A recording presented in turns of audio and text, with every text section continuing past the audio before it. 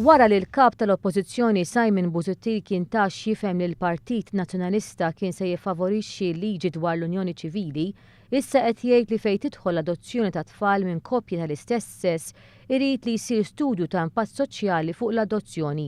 Mhux l-istess jitkellmu esponenti tal-istess Partit Nazzjonalista. F'intervista pubblikata fuq il-Gazzetta Illum ta' nhar il-Ħadd li għadda, Jonathan Shaw, kandidat nazzjonalista l-elezzjonijiet tal-Parlament Ewropew, qal li kien jaqbel li koppja gej tadotta tfal iżda l-problema kien jara fuq kemm is-soċjetà kienet taċċetta dan.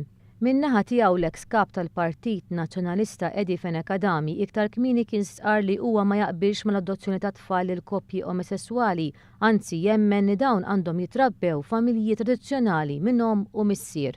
Naħseb għandna nibqgħu mal-drawwiet tradizzjonali li tfal jitrebbew fil-familja tagħhom jekk jista' jkun ikollhom jitrabbew familja li mhix l-omm u l-missier il-ġenituri naturali tagħhom, imma kemm jista' jkun f'ambjent li jixbaħ l-ambjent tal-ġenituri. Minkejja dawn id-diverġenzi anke fuq bażi ta' prinċipju, il-Viċi Kap tal-Partit Nazzjonalista Beppe Fenekadami jgħid li l-pożizzjoni tal-partit hija ċara u li ma jarax li hemm diverġenzi fih dan il-partit tiegħu fuq din il-kwistjoni. Il-pożizzjoni tal-Partit Nazzjonalista hija ċara illi aħna m'għandix tkun parti minn il-liġi tal-Unjoni Ċivili u semmaj għandna nistudjaw x'id ikun l-impatt tal-adozzjoni ta' tfal minn koppji tal-istess sess u jiena ngħid l-istitut kollu tal-adozzjoni biex meta neħdu deċiżjoni nkunu ħadna deċiżjoni fl-aqwa interess tal-ġud komuni u fuq kollox fl-aqwa interess tat-tfal.